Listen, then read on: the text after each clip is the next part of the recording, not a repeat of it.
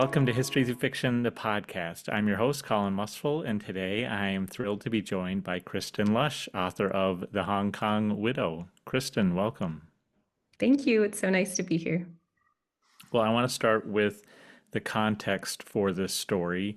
Your main character, May, lives through a lot of historical events that not all readers will be familiar with. Can you just kind of set up the historical context for the story for us? Sure. So the book takes place across three timelines, and one is set in 2015, so more of a modern day timeline, and that's in Hong Kong.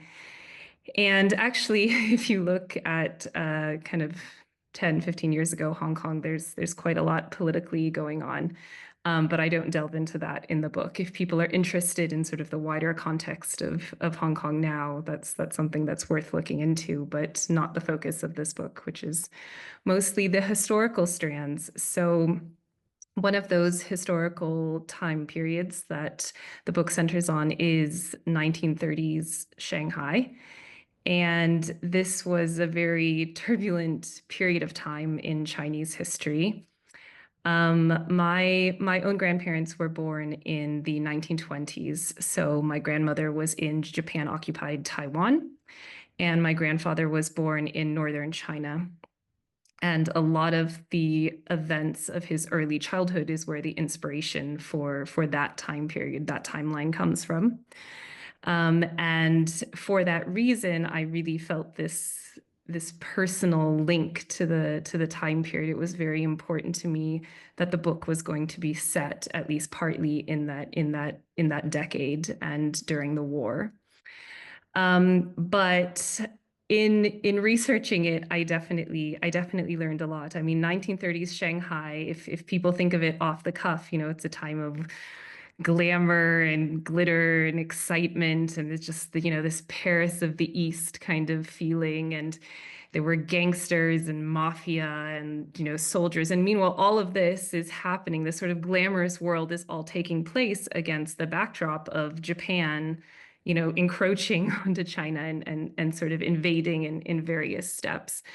And in the book, the main sort of area that we deal with is 1937. So that is when Japan took Shanghai. And the day that they sort of officially invaded Shanghai, which is known now as Bloody Saturday, is something that the character May experiences as a child. And she's a very innocent character at that time. She's only 6, 7 years old. So we're seeing it all through her eyes. But I mean, that was something that was both difficult and interesting for me to bring that world to life. And we follow her from 1937 all the way through to the end of the war, and then eventually to when the communists took over in the late 1940s, which is when, again, to link this back to my family history, is when my grandfather fled Shanghai for Taiwan. So that's one of the main historical narratives is going on in that time frame. And then the other historical narrative of the three that I mentioned takes place in 1950s Hong Kong. And there, I would say the historical backdrop is less of a factor in a way, because there weren't these much bigger geopolitical events going on, like war and occupation and invasion. What was happening in Hong Kong at that time was they were feeling the effects of the revolution on the mainland. So people in the late 1940s and throughout the 1950s were fleeing mainland China, either for Taiwan, as in the case of my grandfather, or for Hong Kong. And May herself, the main character, is one of these refugees of the revolution. And that's something that she grapples with in the story. But 1950s Hong Kong atmospherically is what I really wanted to bring to life. So I I worked hard on that one, because in a way it's almost harder when there isn't those big historical events to, I don't want to say fall back on, but to sort of incorporate, to give you signposts that say, okay, well, this was happening, so we have to make everything fit with this. if there's not something like that going on in the background, in a way, you have to set it up more solidly yourself, and that's a different kind of challenge. But I really enjoyed it, and I loved writing both those periods immensely. Can you talk more about how you accomplish that? Because it's clear you have good knowledge of this historical background and how it influences your character, but you also have a historical mystery that your character is trying to solve, and that keeps readers on the edge of their seat. So tell me about where you started. Did you start with the research and then come up with this great plot, or was it the other way around and then you fit the history into it? And just how did you blend all of those things together? Great question. So, a very complex process, as you can imagine, with a lot of stops and starts and writing and rewriting. But I started initially with the time and place because I knew that I wanted to incorporate parts of my family history and elements of my grandfather's life. I knew that that was going to have to remain no matter what else happened on a plot level. And obviously, the book is not about him. He's not, it's not, May is not some sort of stand in for him by any means. But I knew that those elements were going to have to be there. And thought of, I suppose I really wanted to set something in Hong Kong as well, which is a place that I lived in for a year when I was much younger. Um, and I wanted to somehow make that work with the story. And Shanghai and Hong Kong seem to me as good almost foils of each other in a way. Like Dickens has A Tale of Two Cities. So I was thinking, okay, Shanghai and Hong Kong, that somehow works for me in a way that maybe I can't even explain. But I really, really liked that. And I started with the character of May originally as a child. And I think that is where the story always felt stronger in the beginning. And what I ended up doing was I wrote her from start to finish as a child. And then the 1950s version of her, so when she's a young woman, that was completely rewritten from scratch last year. And that was a major process and a very difficult decision on my part to make because I had invested so much in the original version, but there was something about it that I felt wasn't working. And because it is a historical mystery, and because I've got these three timelines going, I knew that I had to braid them together really carefully. I had to make it believable that this was May at three different points in her life. And as you say, there's one central mystery in the 1950s storyline, which is the hook of the book in a way, right? Which is this one night at a remote mansion in 1953 when guests believe they've witnessed a massacre. And when the police show up, the police find no trace of that massacre. And eventually they call it a collective hallucination. And May was present that night. She is one of the guests. And in 2015, she returns to the scene of that alleged crime, that massacre that she believes took place. And she tries to understand what really happened. So that is the central mystery. But that said, every version of May has her own journey and her own quest. And in a way, the younger May, the one in 1930s Shanghai, she has her own mystery, right? The mystery of what has happened to her mother. This is the all-encompassing question of this character when she starts out. And, all these questions are going to be answered, obviously, by the end of the book. But I feel like that mystery is more integral to her as a character. The 1950s mystery is sort of what the whole book kind of, takes place across the whole of the book, and it ties everything together. But in terms of who May is, it's that early mystery that really defines her. And I knew that just making this all work was going to be quite the task. And I worked very closely with my editor on the final version, probably more closely than we had on any previous drafts. And that was because I wanted everything to sort of fit together. I wanted readers to have that sort of aha moment in one timeline when they can see how it connects to some other timeline. And for me, that's one of the most powerful things about dual timeline or multiple timeline historical fiction is when you see this connection across years or across decades, across time and space. And it's really magical. So hopefully I've achieved that that incredibly ambitious goal. Well, congratulations. It sounds like it was a lot of work to braid all those storylines and elements together. Just out of for my own curiosity, did you storyboard it? Do you use some kind of software to help you organize? Is it all just in notebooks? What's your process on that side of things?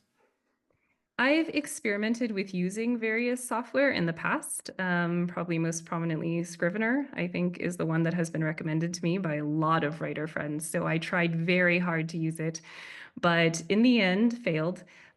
So I use notebooks primarily, and I fill notebooks with pages and pages of scribbles. I mean, really, they're quite incoherent when I go back and read them. I'm struggling to read my own handwriting because a lot of the time it's, I'm looking through my document and I'm just writing note after note just on the side for, to check back on later.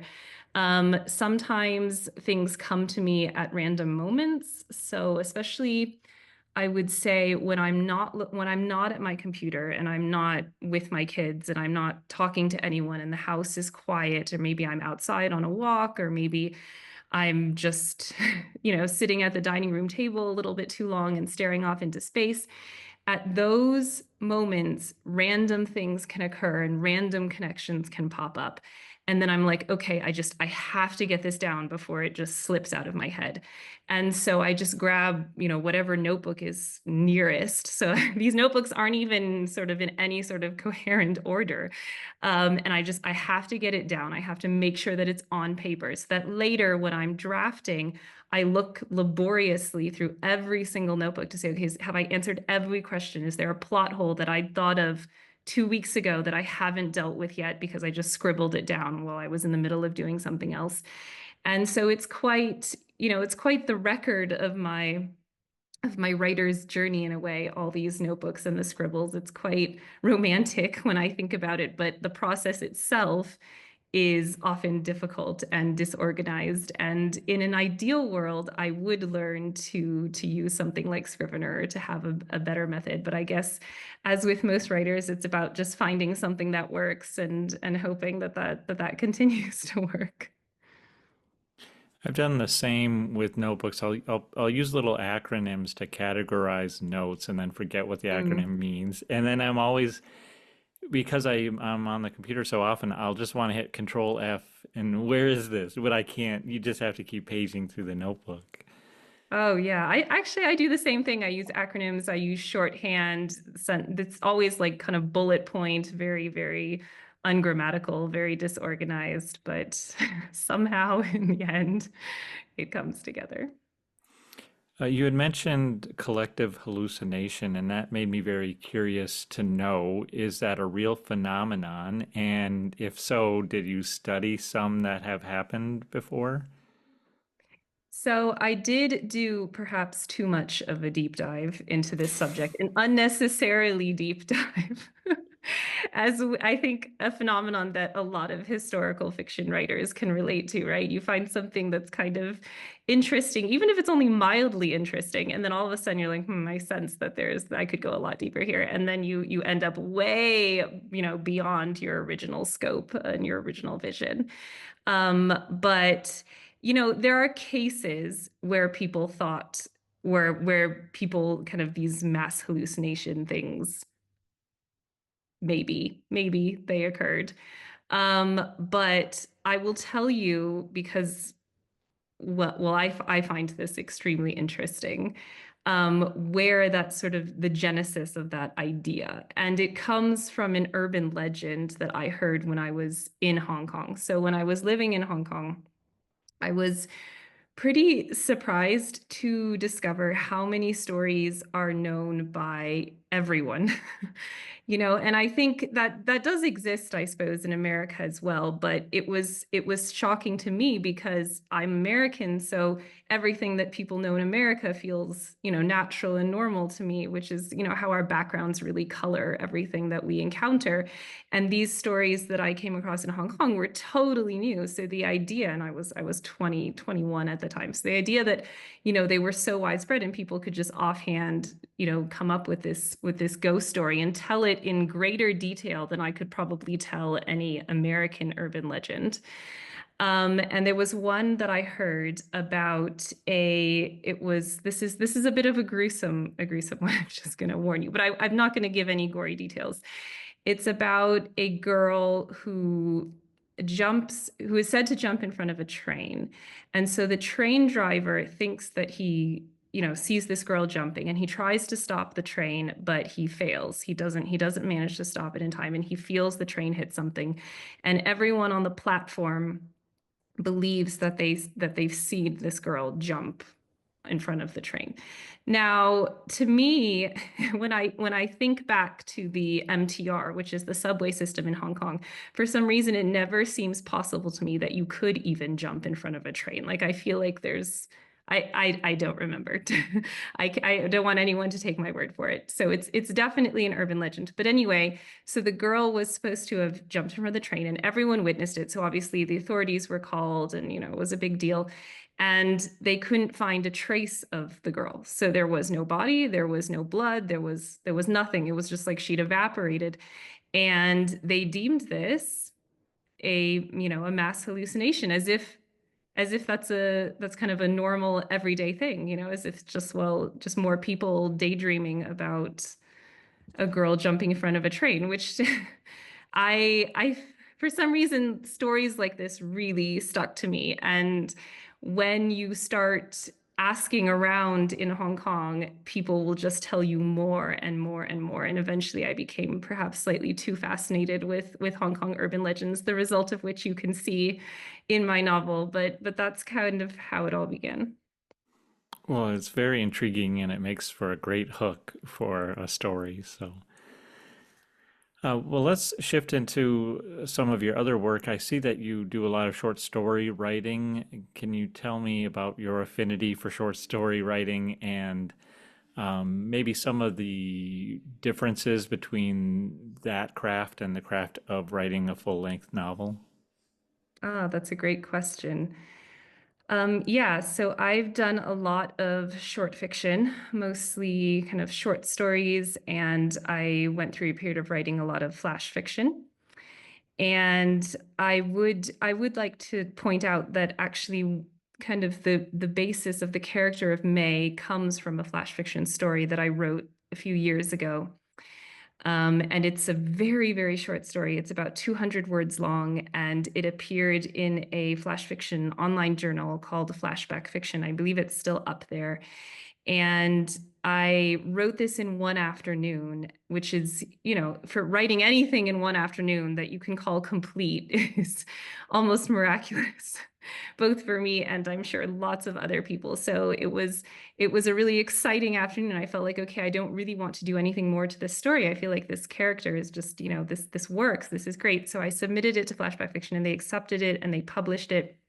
But I don't think that most of my characters from my short stuff ever stayed with me the way that May did. And maybe that was because I wanted to write a novel set in Asia, or maybe it was because, 200 words that's a tiny story. That's practically nothing. It's like a single breath. You could tell that story. And so I felt like I want to return to her and I want to make her the star I want to figure out what's going on in her life. I have that thing that I guess a lot of writers have where my characters feel like real people. And so a lot of the time it's about trying to do them justice and trying to figure out the story that they're wanting to be told about them. So that was where May came from. But to get back to your question, yes, there's definitely a lot of differences in between writing novel length work and writing short fiction. And I would say that in my short fiction, I'm much more experimental. I'm much more, I feel more fearless. I feel less constrained. I feel like I could do anything, that the stakes are low, that, when you're looking at the blank sheet of paper or Word document, as in my case, it's like I don't even have to fill this. I could write just a couple lines. I could write maybe a word here and then 2 lines later another word here. I could make it visual. There's just so many things you can do in short fiction because absolutely nothing rides on it. That no one is gonna really pay you very much money to publish it, if any money at all. That's really about your kind of feeling of free as a writer. And I needed that at some point in my writing career, probably less than I do now, but particularly the year when I signed with my first agent in early 2020. And we spent a year revising my debut novel, The Last Russian Doll, in the US. And this 2020 was obviously also the year of, pandemic and lockdown, and my kids were all home from school. And we live in Seattle, and it was also a year when there was a lot of wildfire smoke. So there was at least a month or two where you basically couldn't even leave the house, period, to do anything. And I was in the middle of this, writing this novel for what felt like the umpteenth time. You just start to question, you start to grapple with these enormous questions of what is the point of this? Who am I as a writer? What can ever come of this except that I'm, self-flagellating. I'm making myself miserable, trying to turn this story into something that someone wants to read. What kind of hubris is this? And I think that was when I really started to need something that creative and an outlet that wasn't the novel. Because every time I opened that novel draft, I felt discouraged, I felt exhausted, I felt like I could smell smoke in the air. It just became this kind of encompassing sensorial experience that was almost wholly negative. And at that point, every time I did a piece of short fiction, I felt so different. I felt like, okay, nobody is waiting for this. There are no expectations, there's no pressure, there's nothing to gain or to lose. It's just where I was as a writer before I signed with an agent, before I started querying, before I started self-questioning. It's just me and my laptop. And the power of writing to feel like catharsis, to feel healing, to feel, when you feel like you have something to say, but it's not necessarily something that you want to share with the world. It's something that just needs to come out of you. And I think short fiction for me served that purpose for a long time. So I would say 2020 was probably the height of when I was doing that. And then later, as I started writing more and more of it and becoming more integrated into the community, I actually had a very short novella in Flash published. So that is a work of, oh gosh, I don't even remember how many thousands of words it was, 20,000 words, 30,000, I can't remember. But it was, very short, nothing close to a novel. And it was composed entirely of Flash fiction pieces. So just one Flash story after another, but together they made a narrative. And it was a very wacky idea, and maybe in a way very innocent, considering everything that we're dealing with AI and what's going on right now. It was about sort of a woman who enrolls in this virtual reality program where you can take revenge against people that you feel have wronged you. And it was not something that I would have ever, been able to or had any plans to turn into a novel. So it was just an idea that I felt like I wanted to explore. And I think short fiction, if there are writers out there or readers or anyone who feels intimidated by the idea of a novel, or, novels are scary. They're so long, and there's so much going on, and there's so much you have to do to build up that world. Whereas in short fiction, it's more about what is not said rather than what is said on the page. So I encourage anyone who ever has a moment of intense self-doubt or imposter syndrome or anything, to experiment with short fiction and to read some of it, because some of it is just incredible, and there's not a mass audience for it the way there is for novels, but definitely a lot out there worth reading. Well, thank you. That was very inspiring. I wasn't expecting, for you to share all that personal insight, but I think that's really great, and a lot of people will benefit from hearing that. A lot of writers out there. You talked a little bit about your background, signing with an agent in 2020. I'm curious to know a little bit more about that background. I see you have a BA in history. I have a lot of respect for historical fiction authors who have a degree in history. I do as well, and it took me a long time to kind of transition into fiction because of that background in history. You also have a degree in Slavonic studies. So I'm curious, how did you go from that academic background into eventually writing short fiction and full-length fiction? Absolutely. So I would say that writing fiction was my first love when I was a kid. I was an avid reader, which is the origin story of many a writer, of course. And I wrote a novel, a novel at age 9 or 10, and I think at that point I thought, okay, I'm gonna become an author. I'm gonna do this. I'm gonna, be just like my favorite authors. I'm gonna write these incredible stories and build up these incredible worlds. And I had this amazing dream. But as happens through your teenage years, a lot of the time is, reality as is presented to you creeps in, and you start to think, well, it's statistically almost impossible to become a writer, and it is obviously very, very difficult, and the odds are always against you. And I felt like, okay, this isn't a viable career path. I've got to do something else. And I loved history, have always loved history. It's always been my favorite subject in school. And I'm just obsessed, I think, with the past in general. So, old houses, old places, anything where I can feel like, okay, something happened here. I feel myself sort of just opening up to it. I want to know everything. And, I live in Switzerland right now. I live in Europe. So there are a lot of houses, just regular houses that people still live in, that are hundreds and hundreds and hundreds of years old. So to me, that's so fascinating, even though to them it's kind of nothing. But the point being that at some point I thought, okay, well, maybe, I can turn my love of history into a career, and I can become an academic. So as you said, I got my bachelor's degree in history. Um, After my bachelor's degree, or kind of around that time, is actually when I moved to Hong Kong, and I briefly worked in finance.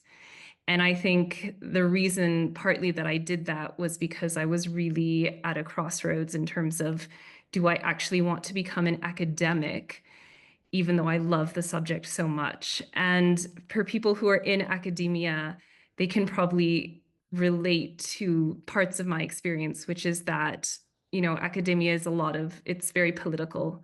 It's not just about how much you love, your research and your reading and writing. It's also about how you get along with people in your department. It's also about, how well you network. There's a lot of sort of personal relations aspects to it that weren't my favorite. But anyway, I briefly worked in finance.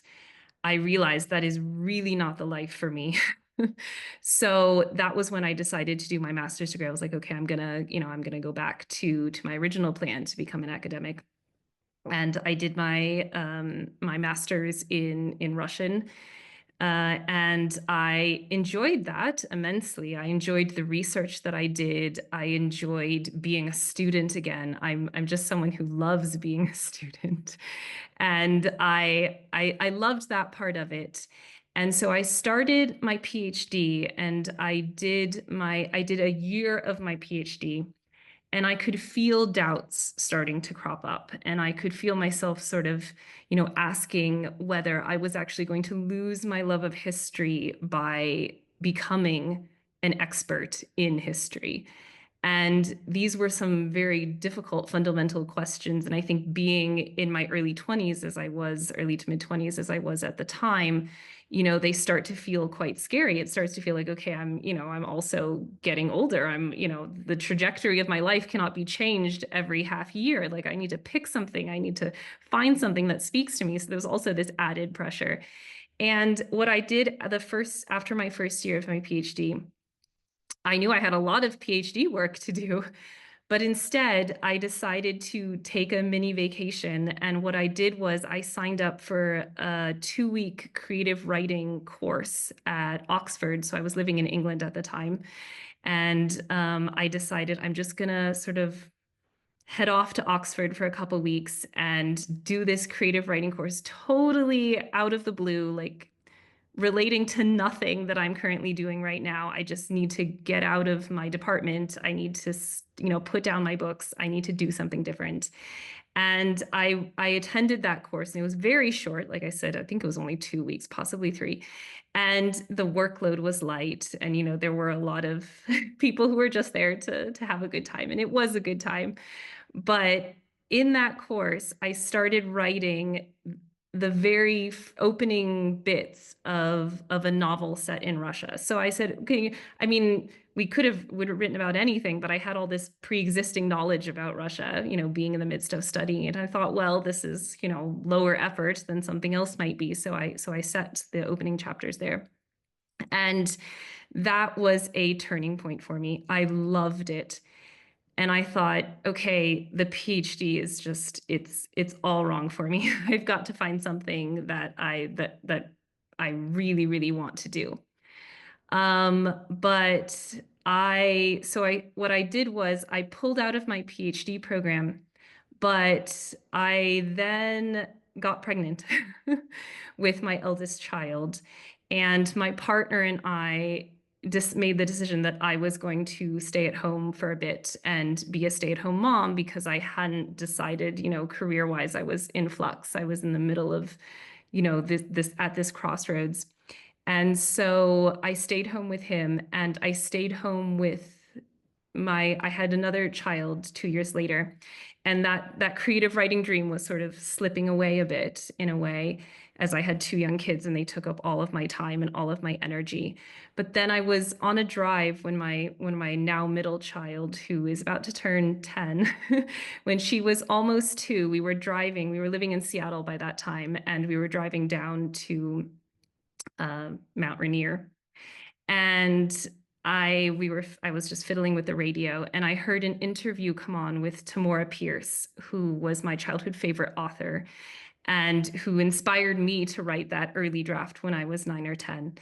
And I heard this interview, and in this interview, she talked about how she worked as a secretary by day and she wrote at night and somehow just found the energy to do it.